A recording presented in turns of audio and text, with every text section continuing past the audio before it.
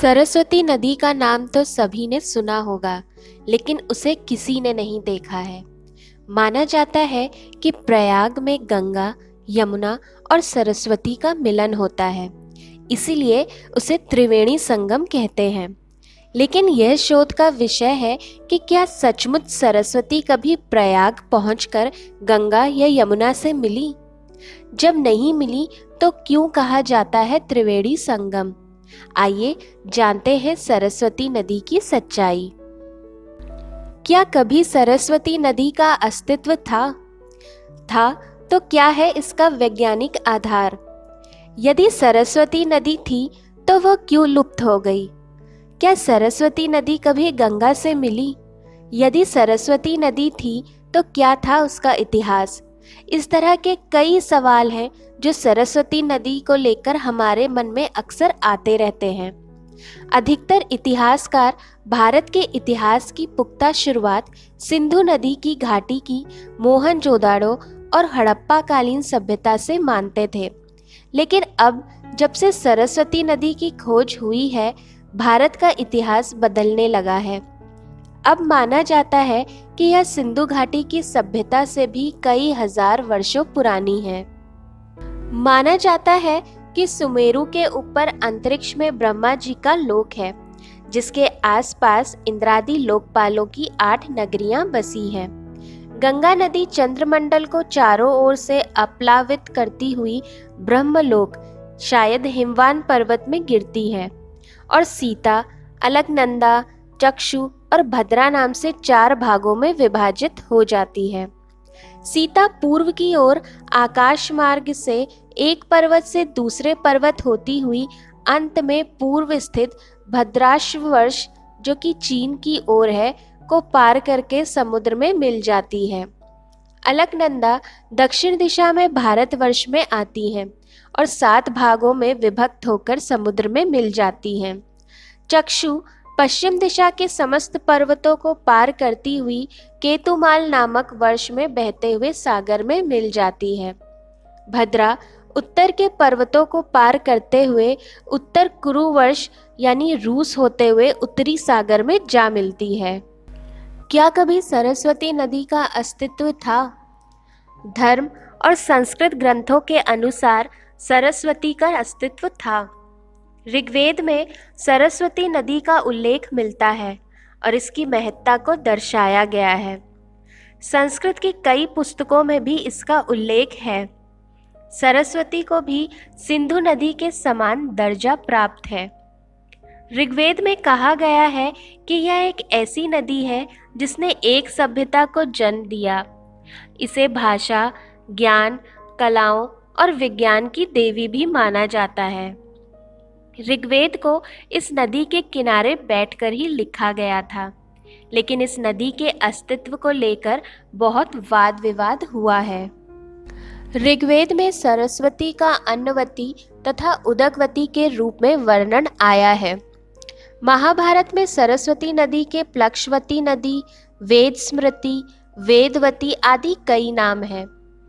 ऋग्वेद में सरस्वती नदी को यमुना के पूर्व और सतलुज के पश्चिम में बहती हुई बताया गया है। तांडय और जैमिनी ब्राह्मण में सरस्वती नदी को मरुस्थल में सूखा हुआ बताया गया है।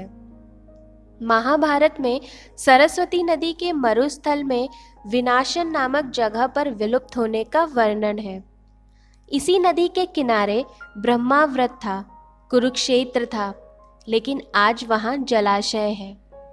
महाभारत में भी सरस्वती का उल्लेख है और कहा गया है कि यह गायब हो गई नदी है।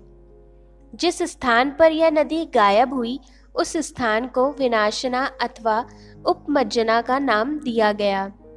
इस बात का भी उल्लेख है कि बलराम ने द्वारका से मथुरा तक की यात्रा सरस्वती नदी से की थी और लड़ाई के बाद यादवों के पार्थिव अवशेषों को इसमें बहाया गया था, यानी तब इस नदी से यात्राएं भी की जा सकती थी। यदि सरस्वती नदी का अस्तित्व था तो क्या है इसका वैज्ञानिक आधार? एक फ्रेंच प्रोटो हिस्टोरियन माइकल डेनिनो ने नदी की उत्पत्ति और इसके लुप्त होने के संभावित कारणों की खोज की है। वे कहते हैं कि ऋग्वेद के मंडल 7वें के अनुसार एक समय पर सरस्वती बहुत बड़ी नदी थी जो कि पहाड़ों से बहकर नीचे आती थी। अपने शोध द लॉस्ट रिवर में डैनिनो कहते हैं कि उन्हें बरसाती नदी घग्गर नदी का पता चला। कई स्थानों पर यह एक बहुत छोटी सी धारा है, लेकिन जब मॉनसून का मौसम आता है तो इसके किनारे 3 से 10 किलोमीटर तक चौड़े हो जाते हैं। इसके बारे में माना जाता है कि यह कभी एक बहुत बड़ी नदी रही होगी। यह भारत तिब्बत की पहाड़ी सीमा से निकली है। उन्होंने बहुत से स्रोतों से जानकारी हासिल की और नदी के मूल मार्ग का पता लगाया। ऋग्वेद में भौगोलिक क्रम के अनुसार यह नदी यमुना और सतलुज के बीच रही है और यह पूर्व से पश्चिम की तरफ बहती रही है। नदी का तल पूर्व हड़प्पा कालीन था और यह 4000 ईसा पूर्व के मध्य में सूखने लगी थी। अन्य बहुत से बड़े पैमाने पर भौगोलिक परिवर्तन हुए और 2000 वर्ष पहले होने वाले इन परिवर्तनों के चलते उत्तर पश्चिम की ओर बहने वाली नदियों में से एक नदी गायब हो गई और यह नदी सरस्वती थी। डैनिनो का कहना है कि करीब 5000 वर्ष पहले सरस्वती के बहाव से यमुना और सतलुज का पानी मिलता था। यह हिमालय ग्लेशियर से बहने वाली नदियां हैं। इसके जिस अनुमानित मार्ग का पता लगाया गया है उसके अनुसार सरस्वती का पथ पश्चिम गढ़वाल के बंदरपंच गिरी पिंड से संभवतः निकला होगा। यमुना भी इसके साथ साथ बहा करती थी। कुछ दूर तक दोनों नदियां आसपास बहती थी और बाद में मिल गई होंगी। यहाँ से यह वैदिक सरस्वती के नाम से दक्षिण की ओर आगे बढ़ी और जब यह नदी पंजाब और हरियाणा से निकली तब बरसाती नदियों, नालों और घग्गर इस नदी में मिल गई होंगी। पटियाला से करीब 25 किलोमीटर दूर दक्षिण में सतलुज, जिसे संस्कृत में शतार्दु कहा जाता है, एक उपधारा के तौर पर सरस्वती में मिली। घग्गर के तौर पर आगे बढ़ती हुई यह राजस्थान और बहावलपुर में हाकरा के तौर पर आगे बढ़ी और सिंध प्रांत के नारा में होते हुए कच्छ के रण में विलीन हो गई। इस क्षेत्र में यह सिंधु नदी के समांतर बहती थी। इस क्षेत्र में नदी के होने के कुछ और प्रमाण हैं। इसरो के वैज्ञानिक A.K. गुप्ता का कहना है कि थार के रेगिस्तान में पानी का कोई स्रोत नहीं है, लेकिन यहाँ कुछ स्थानों पर ताजे पानी के स्रोत मिले हैं। जैसलमेर जिले में जहाँ बहुत कम बरसात होती है, यहाँ 50 से 60 मीटर पर भूजल मौजूद है। इस इलाके में कुएं साल भर नहीं सूखते। इस पानी के नमूनों में टाइटेनियम की मात्रा है। स्वतंत्र तौर पर आइसोटोप विश्लेषण से भी इस तथ्य की पुष्टि हुई है कि रेत के टीलों के नीचे ताजा पानी जमा है और रेडियो कार्बन डाटा इस बात का संकेत देते हैं कि यहाँ कुछ 1000 वर्ष पुराना भूजल मौजूद है। आश्चर्य की बात नहीं है कि ताजा पानी के ये भंडार सूखी तल वाली सरस्वती के ऊपर हो सकते हैं। नासा ने भी माना नदी का अस्तित्व। भारतीय पुरातत्व परिषद ने अपने शोधों में कहा है कि सरस्वती का उद्गम उत्तराखंड में रूपण नामक के हिमनद ग्लेशियर से होता था।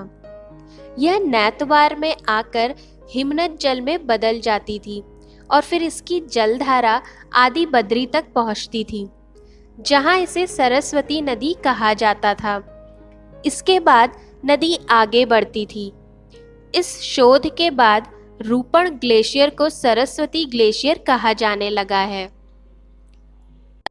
सरस्वती नदी हरियाणा और राजस्थान के कुछ क्षेत्रों से होती हुई बहती थी।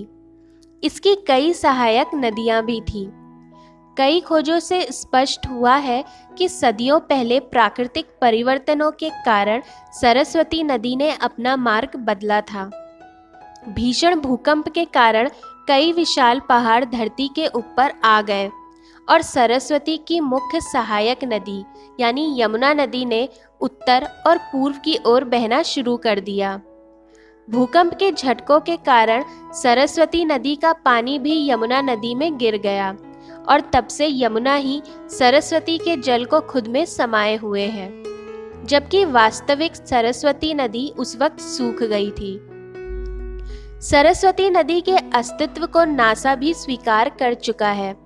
भारत और नासा के संयुक्त अभियान के तहत उपग्रह कार्यक्रम शुरू किया गया था, जिसके माध्यम से वैज्ञानिकों ने एक ऐसी विशाल नदी के प्रवाह मार्ग का पता लगाया जो किसी समय पर भारत के पश्चिमोत्तर क्षेत्र में बहती थी।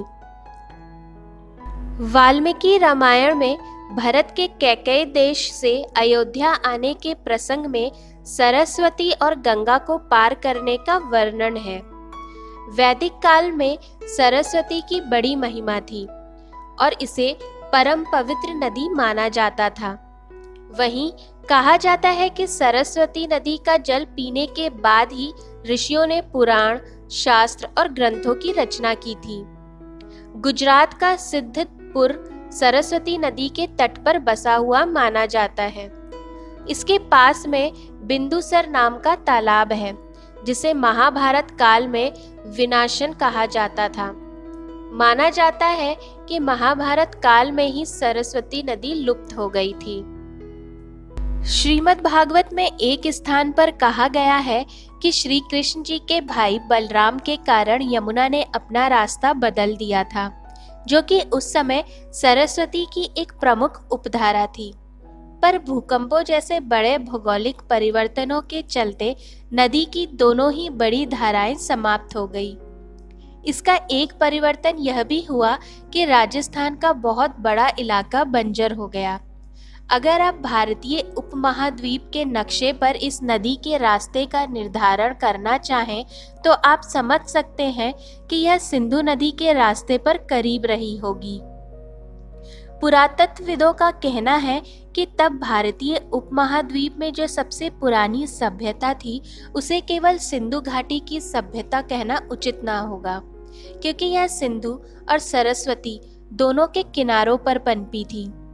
डेनिनो जैसे शोधकर्ताओं की खोजों ने इस बात को सत्य सिद्ध किया है। महाभारत में सरस्वती नामक 7 नदियों का उल्लेख किया गया है। एक सरस्वती नदी यमुना के साथ बहती हुई गंगा से मिल जाती थी। ब्रजमंडल की अनुश्रुति के अनुसार एक सरस्वती नदी प्राचीन हरियाणा राज्य से ब्रज में आती थी और मथुरा के निकट अंबिका वन में बहकर गोकर्णेश्वर महादेव के समीपवर्ती उस स्थल पर यमुना नदी में मिलती थी, जिसे सरस्वती संगम घाट कहा जाता है। सरस्वती नदी और उसके समीप के अंबिका वन का उल्लेख पुराणों में हुआ है। उस सरस्वती नदी की प्राचीन धारा भी अब नियमित रूप से प्रवाहित नहीं होती है। उसके स्थान पर सरस्वती नामक एक बरसाती नाला है, जो अंबिका वन के वर्तमान स्थल महाविद्या के जंगल में बहकर जाता हुआ यमुना से मिलता है। साथ ही सरस्वती कुंड भी है। यह नाला मंदिर, कुंड और घाट उस प्राचीन नदी की धारा की विद्यमान के प्रमाण है। मथुरा के स्वामी घाट का पुराना नाम संयमन घाट है। यदि सरस्वती नदी थी तो क्या था उसका इतिहास? भारत के एक ओर सिंधु नदी और उसकी सहायक नदियां बहती हैं, तो दूसरी ओर ब्रह्मपुत्र और उसकी सहायक नदियां बहती हैं। दोनों के बीच सरस्वती, यमुना और गंगा का जल भारत के हृदय में है।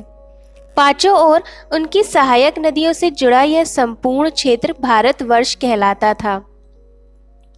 वैदिक धर्म ग्रंथों के अनुसार धरती पर नदियों की कहानी सरस्वती से शुरू होती है। सरिताओं में श्रेष्ठ सरस्वती सर्वप्रथम पुष्कर में ब्रह्म सरोवर से प्रकट हुई। वैसे तो सरस्वती नदी और उसके विलुप्त होने को लेकर कई तरह की कहानियां हैं और इसे ढूंढने के लिए कई तरह की योजनाएं भी बनाई गई हैं, लेकिन आज मैं आपको एक ऐसे गांव के बारे में बताती हूँ जो देश का अंतिम गांव होने के साथ साथ सरस्वती नदी का प्रमाण भी है। भारत की पवित्र नदियों गंगा, यमुना के साथ हमेशा सरस्वती नदी का नाम जुड़ता है। ऐसा माना जाता है कि यूपी के प्रयागराज त्रिवेणी घाट में गंगा यमुना के साथ सरस्वती का भी संगम होता है, पर यह सिर्फ सुनने को ही मिलता है। तिब्बत सीमा से लगने वाला देश का अंतिम गांव माणा में सरस्वती नदी को देखा जा सकता है। ऐसा माना जाता है कि भीम पुल के पास समकय प्रयाग में सरस्वती नदी बहती है। सरस्वती नदी के बारे में कहा जाता है कि समकय प्रयाग में नजर आने के बाद यह जमीन के अंदर चली जाती है। इसके बारे में कहा जाता है कि बद्रीनाथ धाम से 4 किलोमीटर आगे माणा में सरस्वती नदी के तट पर वेद व्यास जी ने महाभारत की रचना की थी। उस समय सरस्वती नदी के बहाव से होने वाले शोर के कारण गणेश जी को सही से सुनाई नहीं दे रहा था। इससे क्रोधित होकर व्यास जी ने सरस्वती नदी को श्राप दिया और वह तब से ही धरती में समा गई। लेकिन इसकी खास बात यह है कि समक के प्रयाग में सरस्वती नदी को विलुप्त होते हुए देखा जा सकता है। हालांकि सरस्वती नदी के उद्गम को लेकर कई तरह के दावे भी हैं, लेकिन इन सब में से हिमाचल के सिरमौर जिले की नाहन तहसील के गांव जोगीवन ऋषि मार्कंडेय धाम का दावा सबसे मजबूत माना जाता है। सैटेलाइट इमेजों से भी इस नदी का अस्तित्व साबित हो चुका है, लेकिन इसके उद्गम को लेकर अभी भी स्थिति साफ नहीं है। सरस्वती नदी का जिक्र कई पुराणों में होने से उसका उद्गम स्थल धाम बनना तय है। उत्तराखंड, हिमाचल और हरियाणा भी चाहते हैं यह धाम उनके यहाँ पर ही बने। तो फ्रेंड्स, कैसा लगा आपको आज का मेरा ये वीडियो? मुझे कमेंट करके ज़रूर बताइएगा। और अगर आपको ये वीडियो पसंद आया हो तो प्लीज़ मेरे चैनल को सब्सक्राइब, लाइक और शेयर करना ना भूलें। अपने नेक्स्ट वीडियो में मैं फिर से एक इंटरेस्टिंग टॉपिक को डिस्कस करूँगी। तब तक के लिए ख्याल रखिए अपना और मेरे नेक्स्ट वीडियो का इंतज़ार करिए। Till then, do take care of yourself. Bye bye.